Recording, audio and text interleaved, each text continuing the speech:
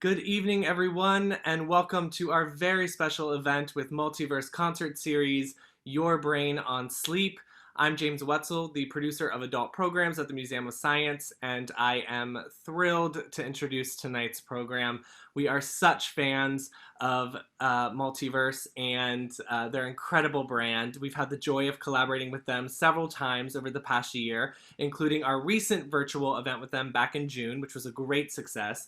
And I'm just so thrilled that they agreed to do this with us again. They have another incredible lineup of groundbreaking research and fantastic visual art and live performance in store for us. You're gonna have a great night. So a huge thank you to the Multiverse team for allowing us to bring this into all of your homes this evening. And tonight is a part of our current virtual season of adult programs, which is a part of our MOS at Home initiative. We have turned the Museum of Science into a virtual museum, offering free STEM-related content on a daily basis across our digital platforms.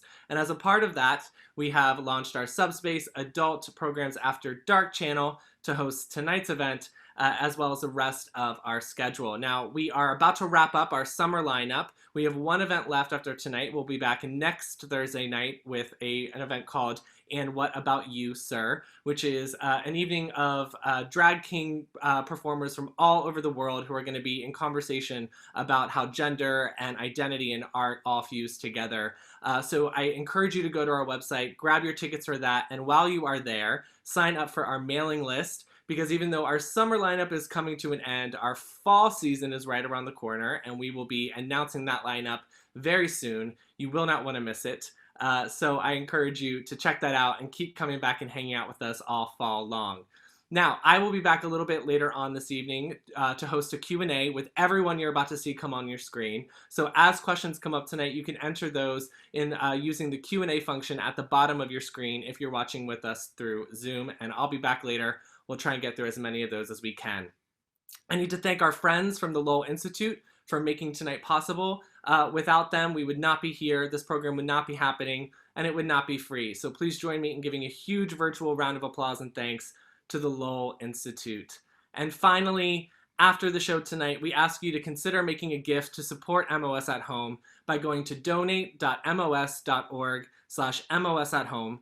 And you can become a vital partner in education by helping us provide access to STEM experiences online, just like tonight. Once again, that's donate.mos.org/MOS at Home. But now, it's my honor to turn it over to my friends from Multiverse. Sit back, relax, and enjoy Multiverse, Your Brain on Sleep. Thank you.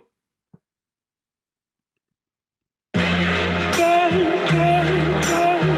dream of you and the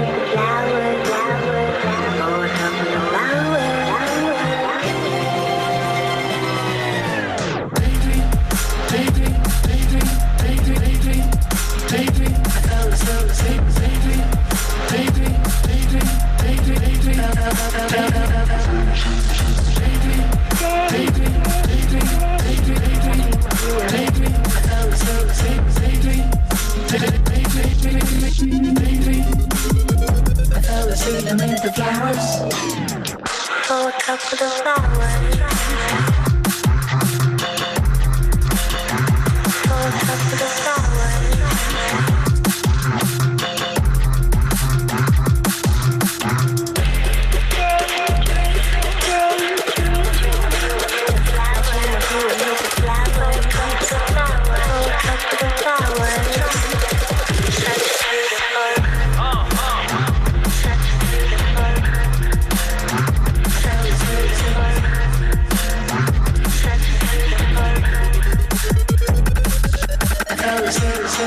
the flowers, oh, top of the flowers, oh, top of the flowers.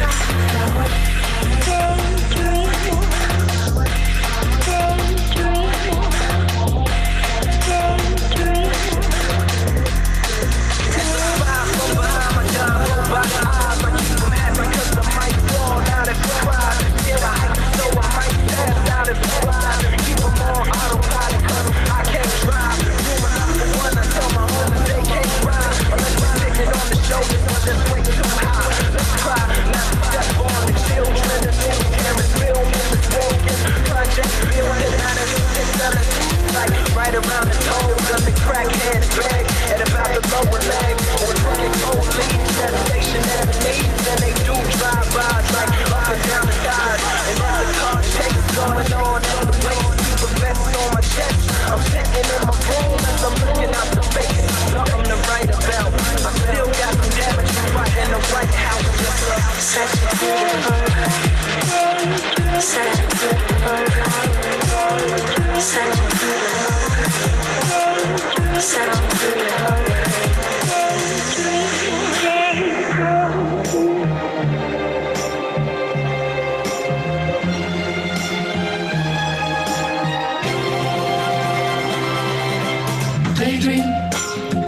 I fell asleep amid the flowers for a couple of hours on a beautiful day.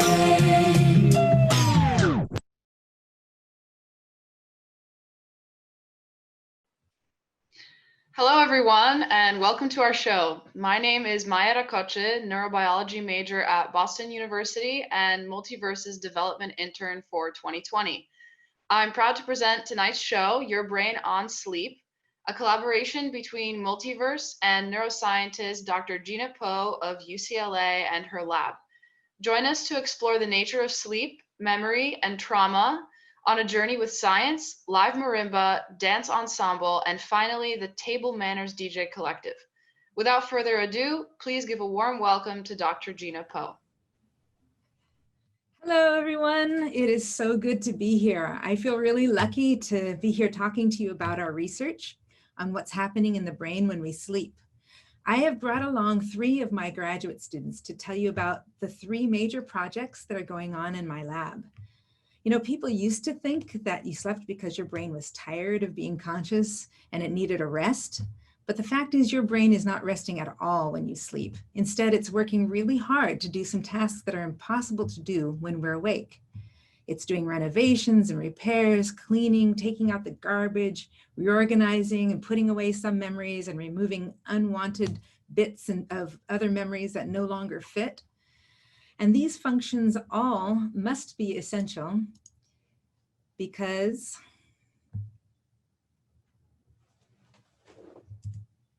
not sure if I shared my screen yet. Here we go, share screen first. Because, here we go. These things must all be essential because everybody sleeps. From whales to worms, and from dragons to Drosophila, everybody sleeps. And sometimes sleep is really dangerous.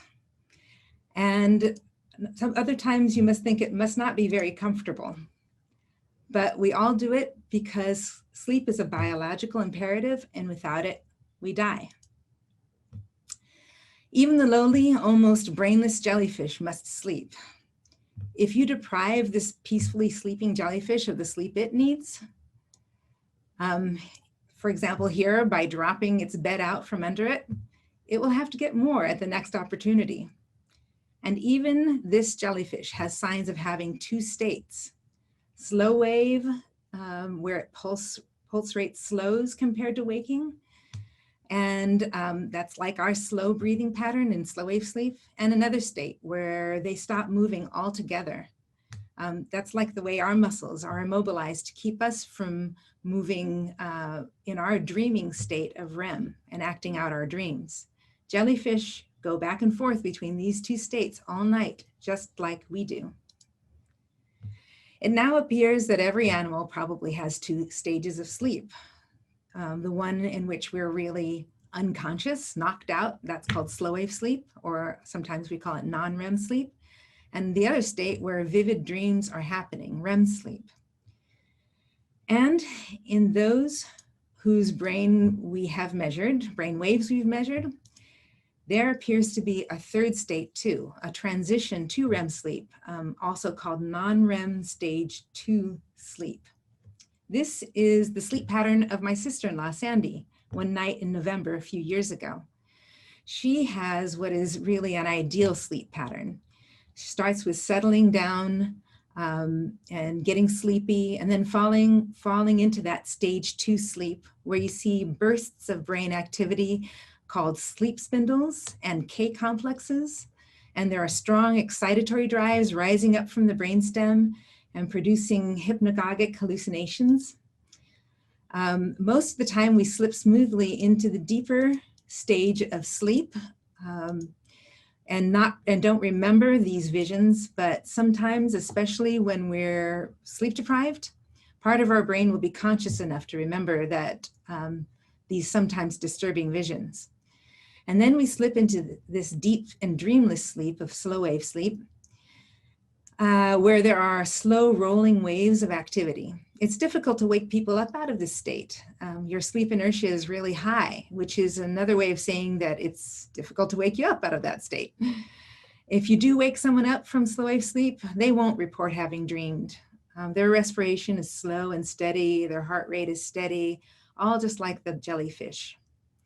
Finally, we get into the vivid dreaming state of REM sleep, which is an almost wake-like pattern of activity in several brain regions that are key for learning and memory.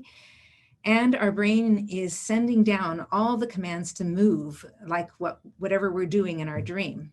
Thankfully, our skeletal muscles are actively inhibited in this state, like the pauses and pulses we saw in that jellyfish. That way we don't actually act out our dreams unless we have something like REM behavior disorder, which is dangerous, as you might imagine, for the dreamer and for their bed partner. REM sleep is the time when we're most vulnerable. Did you know that we don't even thermoregulate in this state? And it's the transition to it and REM sleep that are the most powerful states for changing one's mind. While in waking we can learn, of course, it's only in these two stages of sleep when we can normally erase connections to reshape our brain's networks as they are needed. So today we'll talk about our research on sleep's function for creativity and memory. We'll talk mostly about REM sleep and the stage 2 transition states. And we have first talking with us Ward Pettibone, who works together with Raquel Guthrie, another graduate student. Together they're tackling the question of sleep for insight and creativity. Ward will tell us about how sleep works to reactivate the elements of the problems we're facing. And through those sleep spindles and K complexes, the brain tosses all of these elements together and recombines them until we can gain insight. And when we are awake, we have the solution. Then after some really lovely marimba music, Michelle Frazier will tell us about the rhythms of sleep and how activity at different phases of the beat, that is the beat of sleep, we can make memories and eliminate others in this master executive state of REM sleep.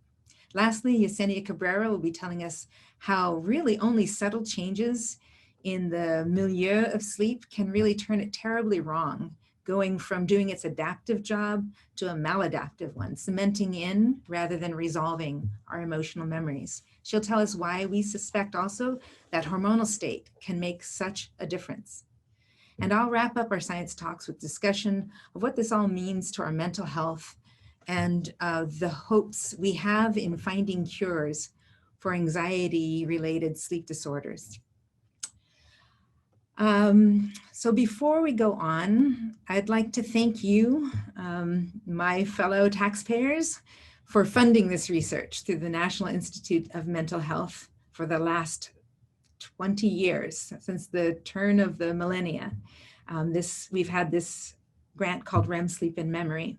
And recently we gained this other grant called REM Sleep for Insight. I also want to thank UCLA, faculty, students, and staff for their incredible support for our research program. And without further ado, I'll turn it over to Ward Pettibone. It'll take us a moment to switch because we're doing a socially distance within one studio. So Ward, I'll tell you, is a graduate student in neuroscience in my lab. He just finished his first year. And he's been working on the Sleep for Insight with Raquel Guthrie, who couldn't be here today because she is actually teaching students. So Ward, you can go ahead and take it away. Thank you so much for doing this.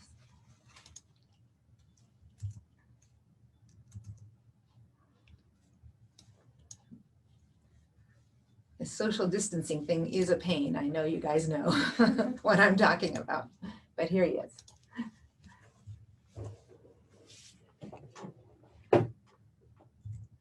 Have you ever had a problem that no matter how you attacked it, just wouldn't resolve? You thought about it for days, maybe weeks or months, and then one morning, you had it. A solution popped into your head fully formed. Or even better, the solution came to you in a dream. If this is you, you're in good company. Throughout the ages, sleep has been linked to these flashes of insight. In the Odyssey, Penelope had a prophetic dream about her husband's eventual return. In biblical times, Joseph more or less single-handedly prevented the people of Egypt from starving during a famine. Keith Richards, the guitarist for the Rolling Stones, woke up one night from a dream, played the riff for satisfaction into a tape recorder, and went back to sleep. When he played the tape back the next morning, he heard 2 minutes of the riff, followed by 45 minutes of him snoring. We also have dreams to thank for the periodic table. Dmitri Mendeleev dreamed that the elements were arranging themselves into a grid organized by atomic weight, and used this to accurately predict the properties of 3 elements that had not yet been discovered. But Otto Loewi had an experience that was far more anxiety-inducing. He had this idea that the body could use chemicals to pass signals from one part to another, but he didn't know how to test this. One night, he woke up with an experiment in mind. He scribbled down some notes, turned over, and fell back to sleep. Now, of course, when he woke up, he had no recollection of his idea, and worse, he couldn't even read his notes. But Loewi was lucky. The next night, he had the same dream. Having learned his lesson, evidently, he got up and did the experiment then and there. And then he won the Nobel Prize. Now, that might make you think, can I harness this power intentionally? Sort of. There are lots of artists who use dreams as inspiration, for lyrics, for poetry, for paintings. This painting is by Salvador Dali. He took dream inspiration to the extreme. He would sit in an uncomfortable chair with a set of keys in his hand above a plate and allow himself to fall asleep. When he did, the keys would clatter and wake him up.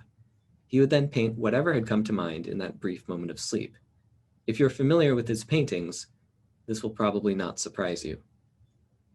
These are some of the more well-known examples, but anecdotally, many of us have probably had breakthroughs of some sort as a result of sleep. The natural question is, how does this work? We're trying to figure that out with some help from our friend the rat.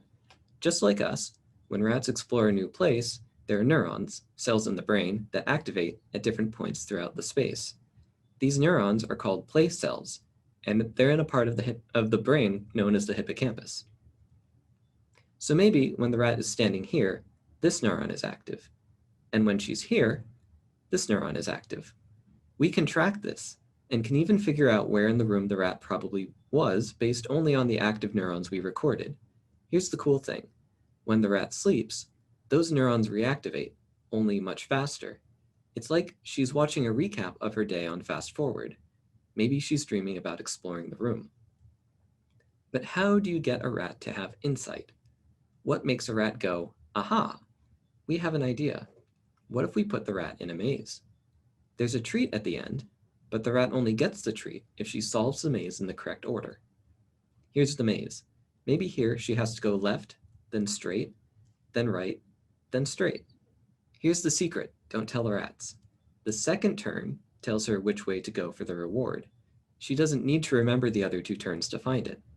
Now, when she sleeps, we expect that she'll replay this maze, every version of it that we have her run. The next day, we have her try the maze again. If she gained that insight through sleep, if she had that aha moment, she should be able to solve the maze faster or with fewer errors. And here's the best part. When we look at those replay events while she sleeps, we should see that her brain is paying more attention to that second turn. But let's take this a step further. If the activity of these neurons highlighting the second turn is what's giving her insight, what would happen if we prevent them from firing while she sleeps? Or if the rat just isn't getting it, maybe we can give her a boost and activate those neurons for her. Will she be able to solve the maze then? We can do that. We can activate or inhibit the neurons using this awesome tool called optogenetics, where we shine a laser on a specific part of the brain to turn neurons on and off.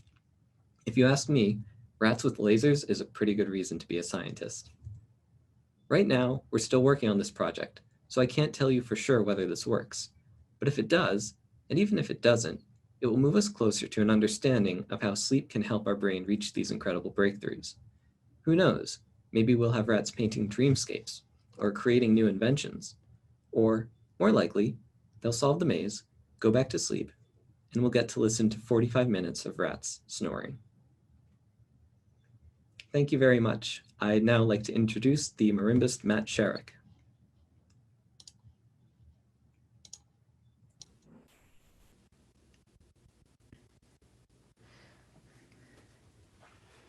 All right. Hi, everyone. Thank you, Ward. That was awesome. So, my name is Matt Sherrick. I'm coming to you from my home in Jamaica Plain, so I'm not quite as far away as our wonderful science friends are. Today, I'm going to perform for you a piece called Remember Marimba by Erilyn Wallen. Erilyn Wallen is a very well-respected British composer who's she's won a lot of awards. She's written for the Proms. She's also a singer-songwriter and dancer, so she definitely has her hands in a lot of different things. So the reason I picked this piece to sort of go along with the theme of this concert is because there's such a connection between memory and dreams, and thinking about the science sort of inspired me. This work begins with a very lulling but catchy theme. And over the course of the 7 minutes of the piece, that theme repeats, and it evolves, and it loops, and those loops evolve until we've completely gone somewhere else. Sort of like when you're in a dream, right? You start off, everything seems normal, but then by the end, you're having a coffee, with a squid on the moon or something. But then at the very end of the piece, it all loops back around again to that opening theme, which comes back.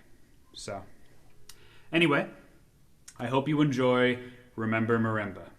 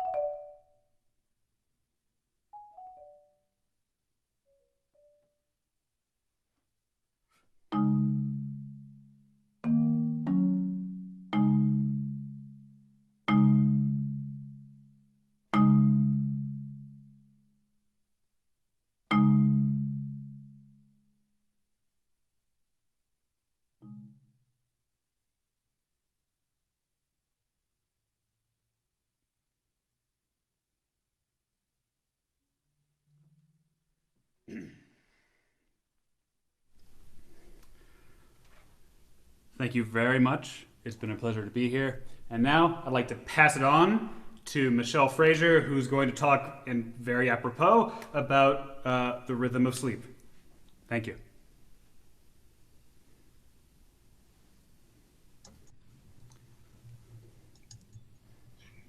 All right, thanks so much, Matt.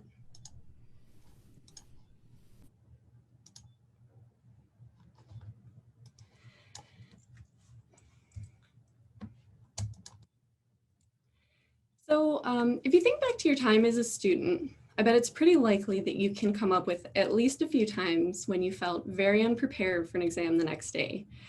And so you decided to stay up all night, cramming as much information into your brain as you could, and then went in to take your test, fueled by way too much caffeine and a 30-minute power nap. And as common as a strategy as this is, anytime studies have looked into the effectiveness of cramming, they almost always find results like this, shown in this graph, that students who trade sleep for extra time studying don't really see a lot of benefit from it. And they quickly find that there's a big difference between recognizing information as familiar and being able to fully recall it. We know we never feel our best when we don't sleep. Not only are we irritable and drowsy, but we often feel mentally foggy and have trouble remembering things too, even information we tried to stuff into our brains just a few hours before. But what could sleep, this time when there really seems to be nothing going on mentally, possibly be doing to promote optimal cognition and memory function?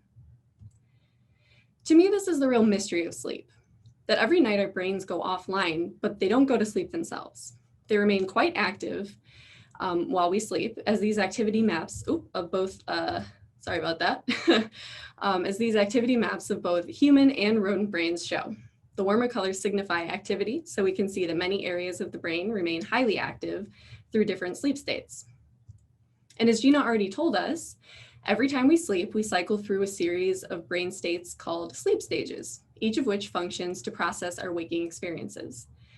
My main research interests are centered around how the cells in our brains communicate and transmit information during these periods of sleep to create stable memories that can be filed away and used later. And underlying all of the incredible things that our brains can do in both waking and sleep are neurons, the brain's specialized cells, which are most easily identifiable by their unique morphology or shape. They have these interesting branched processes called dendrites, as well as a long projection called an axon, and they have the ability to communicate with one another through electrochemical signaling, meaning that they pass information between them using electric fields and small chemicals called neurotransmitters. You can almost think of each neuron in your brain as a little battery. It holds a little bit of voltage that it can transmit down its axon, which ends in a synapse, or the connection to the downstream cell. And at the synapse, neurotransmitters are released and taken up by the next cell's dendrites, where they can cause a range of effects in the downstream cell. This whole process is called firing and action potential, and it's the primary way that our neurons talk to one another. And these communicating neurons form networks between them to transfer information locally and across brain regions. So how do all of these networks form, and how do they encode for all the new information that we get every single day? Well, we have a fixed number of neurons, and even if we didn't, it would be way too inefficient to make a new neuron each time we form a new memory. So our brain has had to come up with a system to use the cells that we do have to store new information. And it achieves this through a process called synaptic plasticity, in which the connections between neurons are strengthened or weakened depending on how they communicate with each other. And it's in the strength of these connections that we think that memories are stored. When two connected neurons fire synchronously together, it actually increases the likelihood that they will fire together later on, effectively strengthening their connection.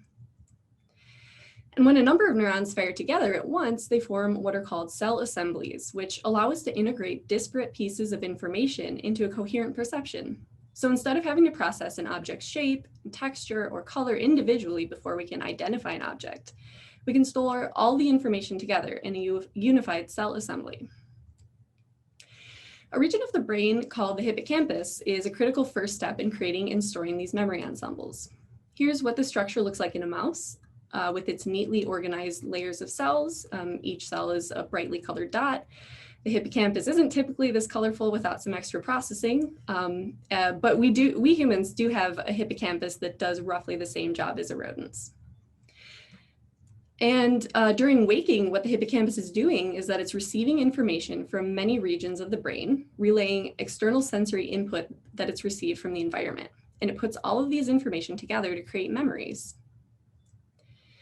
But what's the hippocampus doing during sleep when the brain isn't receiving any external stimuli from sensory systems like the eyes or ears? Well, the prevailing theory right now is that hippocampal circuits use this offline time to sort of sort through the short-term memories made during the day and consolidate or make stick important memories by sending them to another part of the brain called the neocortex. So what is it about sleep that allows for this process to happen? The current thought in sleep research is that during sleep, neural circuits undergo periods of synaptic plasticity and oscillatory activity. An example of this oscillatory activity is seen in the red and the blue slow wave and theta traces in the above portion of this figure. And we can get a picture of the oscillatory activity of a region by recording the electric currents generated by the firing neurons. When synchronous activity occurs, we can see larger changes in the electrical activity. And when these changes happen at a certain frequency, we get oscillatory activity. And looking at these oscillations gives us a picture of how many cells are firing and at what speed. And this rhythmic activity is really important because it allows for some order to emerge out of all of the information that's circulating through the brain at any given time. Otherwise, all of this neural activity could really quickly become chaotic. I mean, imagine what the performances tonight would look like and sound like if the dancers and musicians didn't agree with each other about the speed that they were moving or how fast they were playing the rhythms. And in the same way, the rhythmic periods of high activity and low activity in groups of neurons organizes the system into more manageable bites. and creates time windows during which a neural circuit is more active and more able to undergo remodeling. In this video, you can see an example of individual neurons firing synchronously. And each sleep stage is characterized by unique types of oscillatory activity. In rodents, sleep is primarily broken up into slow wave sleep and rapid eye movement, or REM sleep. Humans have both of these stages as well. And though each sleep stage plays an important role in memory storage, I want to focus on REM as it's a bit more mysterious and less well studied than slow wave sleep. And when I say that REM is mysterious, what I mean is that the brain doesn't exactly behave like we would expect it to during a deep sleep. In fact, an old name for REM was actually paradoxical sleep, because even though during REM, the sleeper is not responding to what's going on around them in the environment and their muscles are unable to move, the large-scale population activity of the neurons looks strikingly like it does during waking, especially in the hippocampus. So why would a sleeping animal need its brain to act as though it was awake? One potential explanation has to do with the synaptic plasticity that we talked about earlier. In the hippocampus, REM sleep is dominated by an oscillation called the theta rhythm, a 5 to 10 hertz frequency rhythm, which creates periods when there are high neural activity and low neural activity. And as we know, when cells fire together, the connections between them become stronger. So when cells encoding a new waking experience fired during the time of high population activity, their connections to the other cells in the circuit become stronger. And the opposite is also true, as cells firing outside the period of heightened activity weaken their connections in the circuit. In fact, previous studies in our lab indicate that neurons encoding old memories tend to fire near the bottom of these oscillations, while new information encoding cells fire at the peaks of population activity, which indicates that memories already in long-term storage in the neocortex are weakened in the hippocampus during REM sleep, while novel information is strengthened into the circuit for continued processing. So all of that suggests that REM is a time for the existing circuits in the hippocampus to remodel in order to fit new information into old memory schema. And this could help explain why sleep is an important period for creativity and insight, as Ward discussed earlier, as it's a period for new channels of communication between different brain regions to open up and reinterpret old information in new ways. And it could also be why REM disturbances are so common in post-traumatic stress disorder, as Yesenia will tell us about later. When disordered REM doesn't allow us to recontextualize our ideas about the world, we might not be able to reprocess old traumatic memories based on new information about our safety. And just to further highlight how all of this is relevant beyond the workings of the rodent brain, researchers studying human psychiatric and neurological disturbances have found that often disturbances in typical oscillatory activity during both wakefulness and sleep accompany these disorders. For instance, several studies indicate that individuals with schizophrenia have decreased synchronous activity across the brain during sleep, which could potentially underlie some of the memory and cognitive deficits seen in this disorder that aren't currently treated by any of the antipsychotic medications available. And even in early stages of Alzheimer's disease, changes in theta rhythm during REM are present.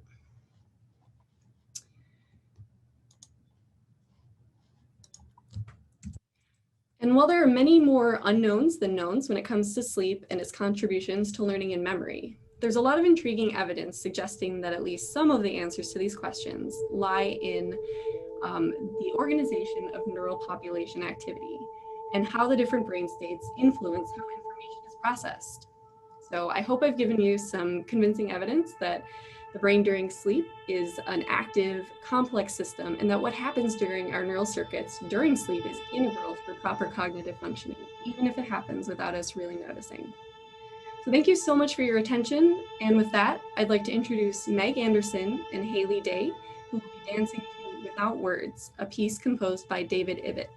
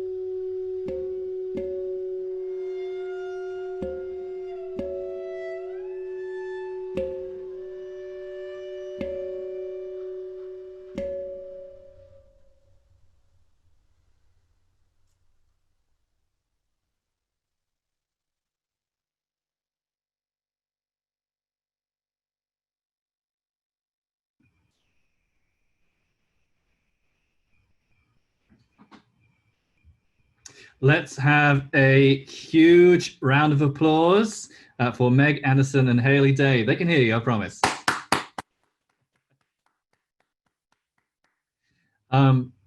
Let me see. I should be on the screen. Someone pin me. Well, I'll keep talking. My name's David Ibbott. I'm the director of Multiverse Concert Series and the composer of that last piece. It's called Without Words, and it's from some years ago when I was living in London. It's from a difficult time in my life, and it deals with some traumatic memories and sort of working through difficult experiences. And it's a whole different world to hear that piece again now, and it's never been choreographed before. So Meg, if you're back, today is the first time I've seen this. This is the nature of collaboration over lockdown. So thank you so much for working with the music. I'd love to know more about your process and how you made that piece. Absolutely. I mean, we started with a dialogue between David and I just about what this entire show was going to bring together and what the scientists were bringing into it and all of the different collaborators, which is always something that I'm super inspired by, is being able to collaborate with other artists and other scientists and people just throughout the world. And David asked me if I would create a new piece to this beautiful work, which I was honored to do. And I called up my friend Haley, who is also an incredible dancer. And we've been working alongside each other for 7, almost 8 years now. But so we work really well together, and it's always fun to create together. So we talked a little bit about headspace and sleep and brains. And I know for me as a dancer, this quarantine process has really been an exercise for my brain. You know, experiencing some anxiety myself, experiencing sleeplessness myself, and that like jittery anxiousness that you like want to go do something and you're stuck at home. So this process was a little bit of a catharsis for me, that I was able to move and jump around and do things, and also to get into a space with another human being and to be able to create something. So we really played with that sense of synchronicity at times, and then that asynchronicity at times when we're moving separately of one another, and just all of the different combinations that we could create in that, and also really thinking about our headspace and brains. Thank you so much, Meg. I want to watch that 10 more times. We'll have the video online. That's a good segue there. I should also note that that performance was by the Living Room in London Ensemble, and it's on their album if you look them up, Without Words. We're moving on to the next part of our show. I would like to hand over to our next lecture by Yesenia Cabrera. Hello, Yesenia. Hi. Show my screen here. Okay. So my name is Yesenia Cabrera, and my segment is called Nightmares.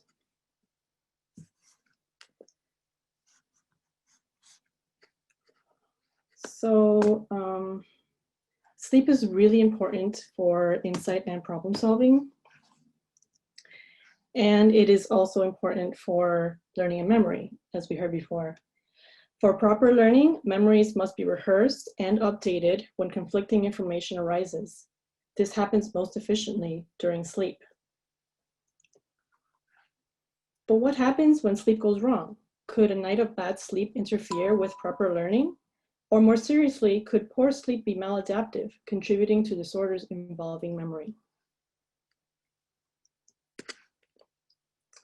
We learned from Michelle that sensory information relating to an experience is perceived and encoded in the brain by neurons firing together to form cell assemblies. The hippocampus creates and stores these memory ensembles for further processing during sleep.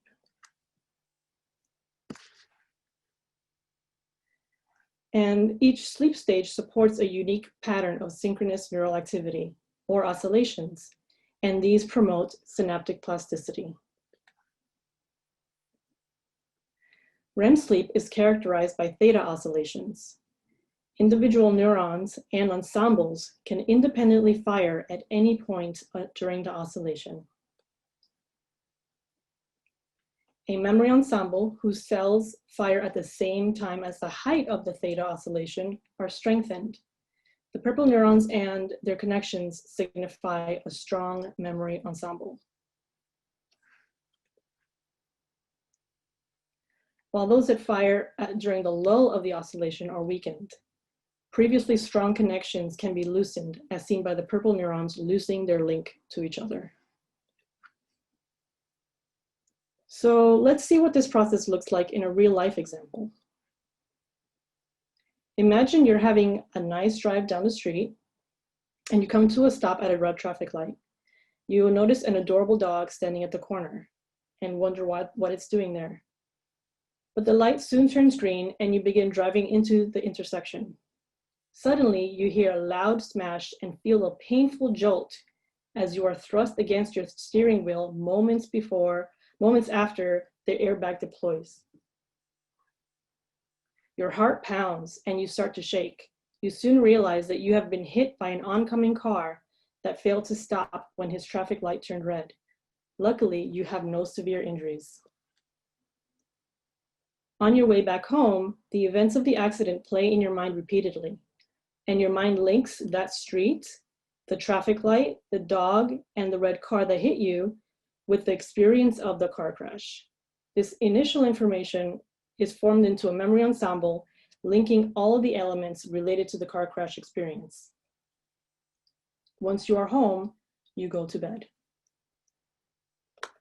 Asleep, the brain is now able to fully process the day's events to create a coherent narrative that incorporates all the important elements of the car crash experience. This is actually a useful adaptive process that occurs to help guide future behavior. If all goes well, elements of the sensory information relevant to the context of the accident will be strengthened appropriately.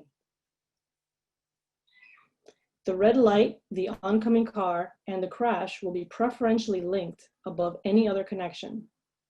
The next time you are at a red traffic light turned green, you will be more likely to check for oncoming traffic before proceeding through the intersection. But what happens if the memory ensemble is inappropriately or incompletely strengthened? For example, the link between the dog and the accident might be strengthened. Or no link would predominate and the narrative of the car accident would be confused and no clear resolution would result. Seeing a dog or any red car might cause flashbacks and panic. Inappropriate connections may be strengthened and prevented from rearranging into a more complete adaptive memory. So this is exactly what we think happens during PTSD. Exploring the conditions that contribute to appropriate and inappropriate processing of fear memories, particularly during sleep, could be important in understanding what triggers PTSD, so we can come up with more effective treatments for those suffering from this debilitating disorder.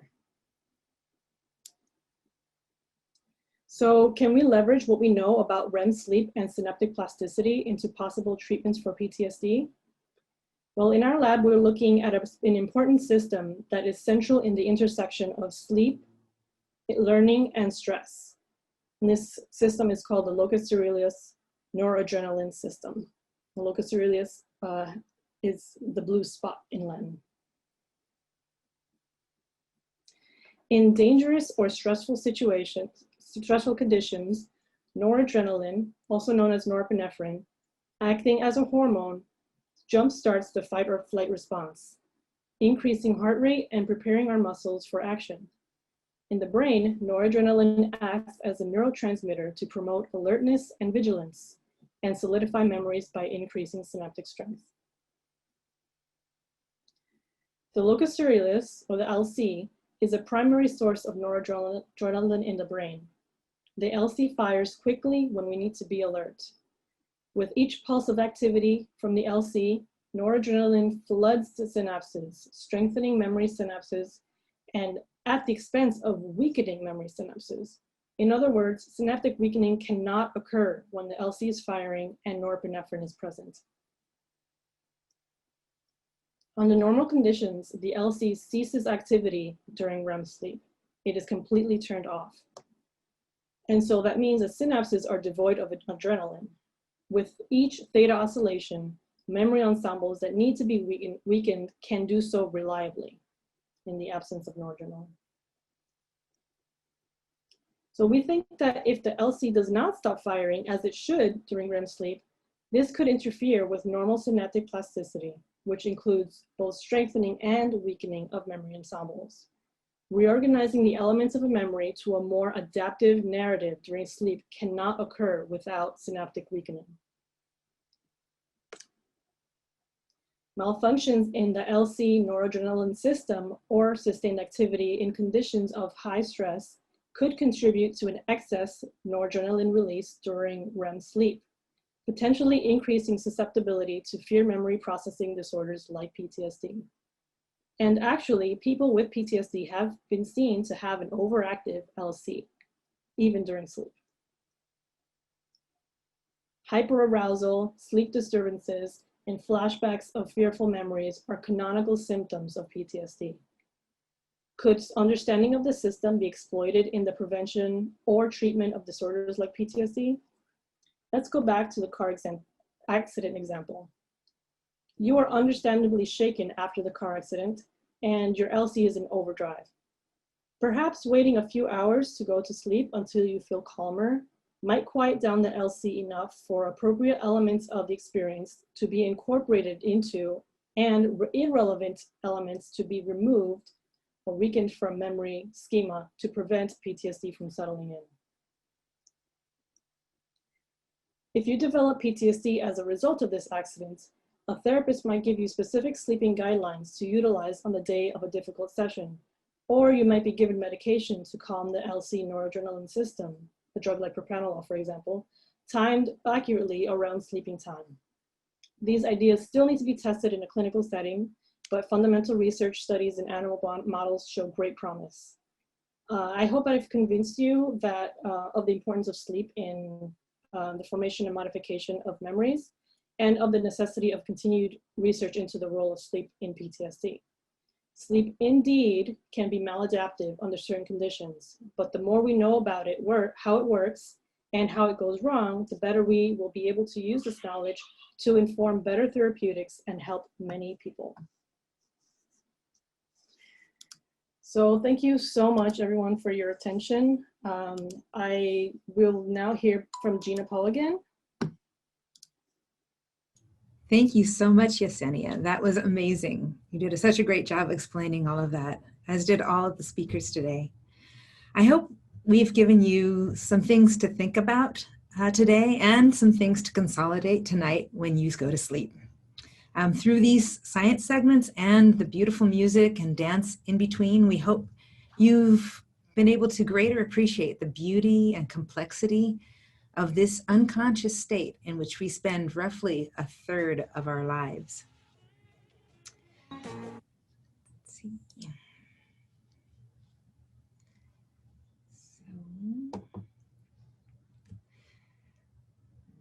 Let me see. Just a second, I'm going to share my screen too.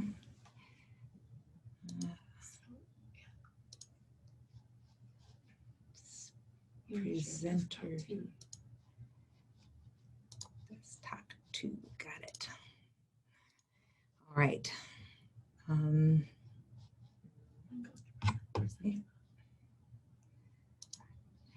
There we go. Okay. All right. So what I hope that you have learned today, the bottom line, is that sleep is a time we need to recover from the waking party that is our brains every day. We want to dedicate this program to all of those who suffer from depression and anxiety, who cannot find a way to find any insights and can't organize or put away your old memories, and who cannot find emotional resolution through sleep. I want to tell you that my lab, along with many others in the world, are working hard at understanding the mechanisms linking sleep disturbance with mental health, And right now, we're really hopeful that we and other sleep colleagues can get a handle on some of these very promising mechanisms. It's an exciting time to be a sleep researcher. If our hypotheses are supported, we can translate the things that we're learning into treatments that will switch sleep back from nightmares to dreams. And so please stand by. On behalf of the PoLab, we wish you sweet dreams. Thank you.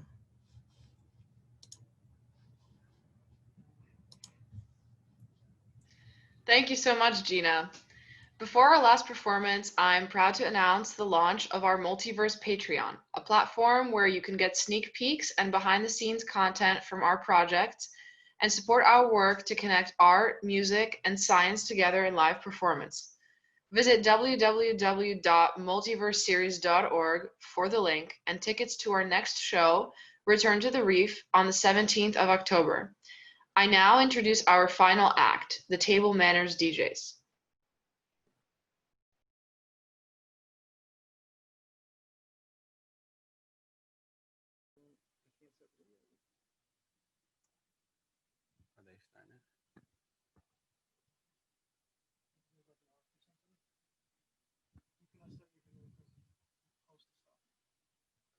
Check, check. Can y'all hear us out there?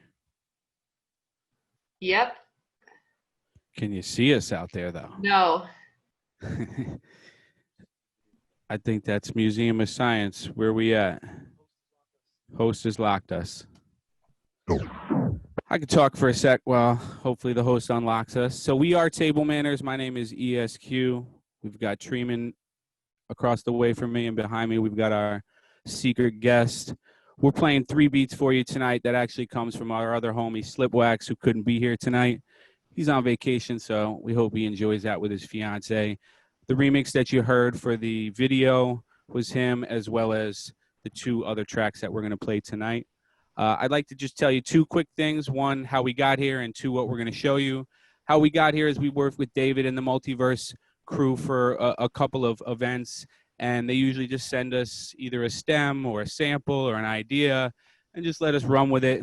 And so what you're going to see is the last couple of weeks, month of figuring that out with a crash course in every little DJ skill that you're going to see, I guess, minus mixing music. You'll see scratching, you'll see juggling, some tone play, some word play.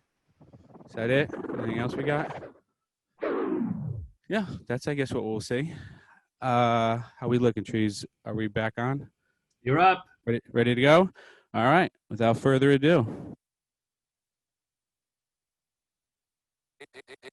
Table Manners. When I go to sleep, when I go to sleep at night, when I go to sleep at night, I'm so sick and tired.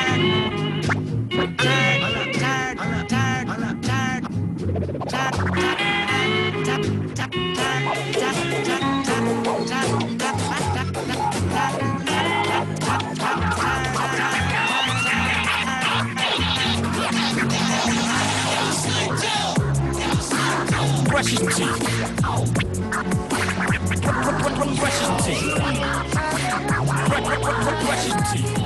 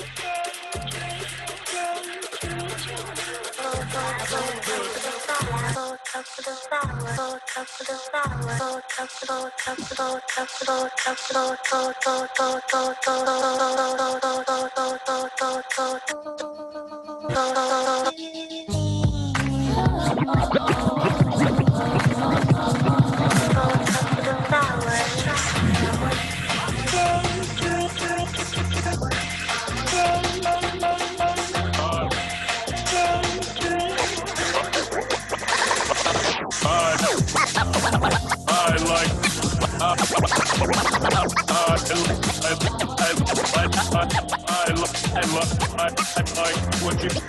What you got? What you got? What you got?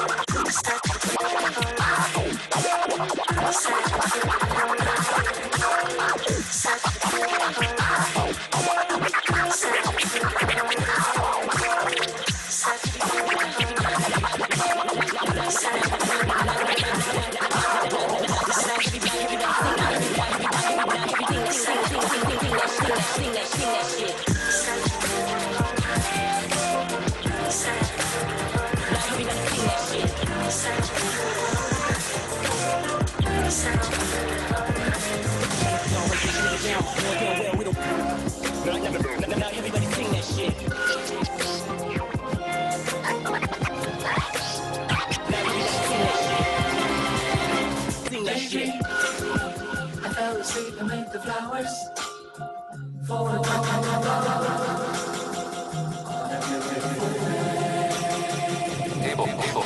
Table manners.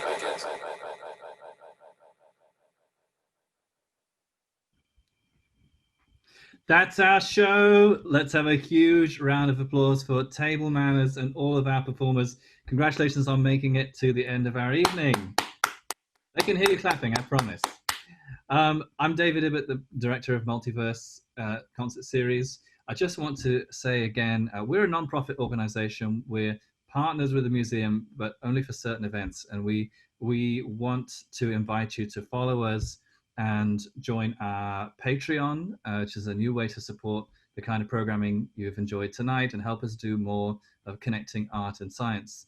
Visit multiverseseries.org to support us and help us bring more music and science to you. Our next show is the 17th of October, and it's Return to the Reef with marine biologist Sarah Davies. We hope you enjoy. And with just a few minutes left for questions, I'll pass back to James Wetzel at the museum.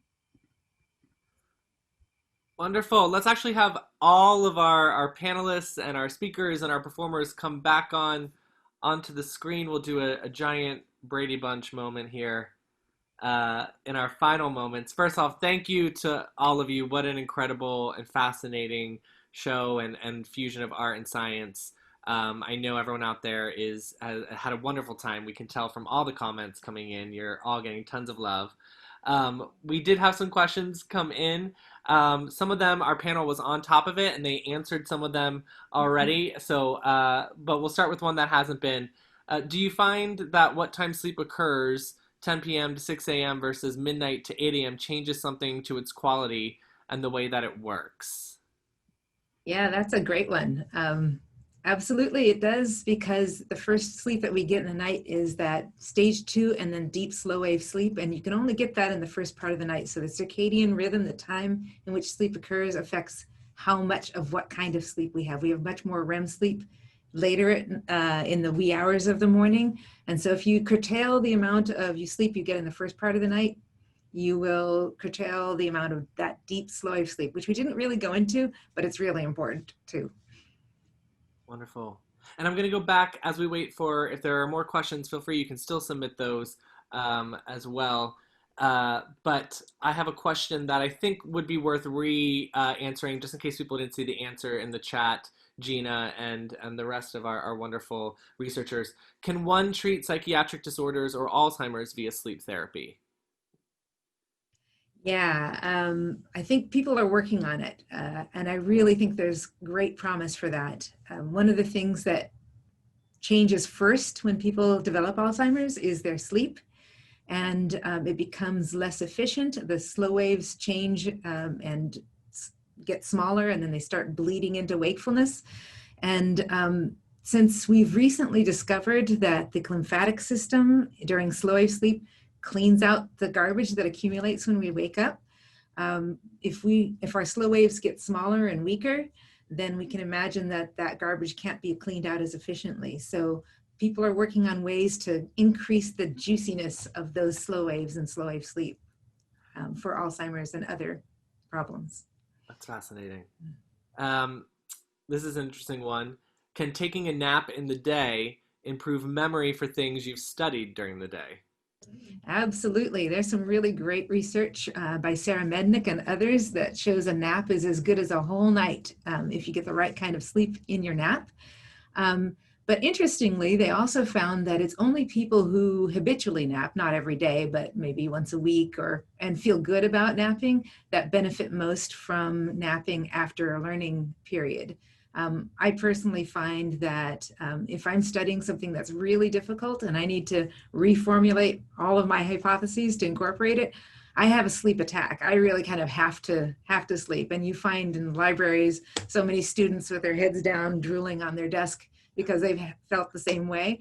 That's really important. Don't beat yourself up about falling asleep over your books. I think good consolidation is happening during that time. Great. And another sleep question. Sorry, people are fascinated with sleep. I think that's why we had such an amazing turnout tonight.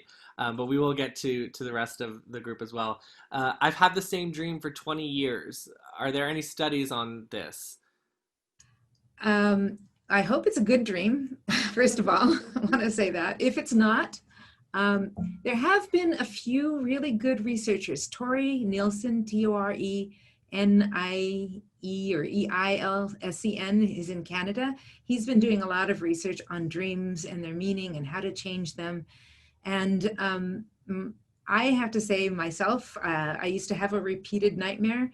And one thing that my mother taught me to do when I was a kid, even though she's not a sleep researcher, it worked beautifully, is to lucid dream. So she told me basically, next time you have that same nightmare, recognize you're having the nightmare and then do something to change what usually happens. And really all you have to do is change one little thing. And I think it'll knock that repeated dream off its track and your brain can go in other directions.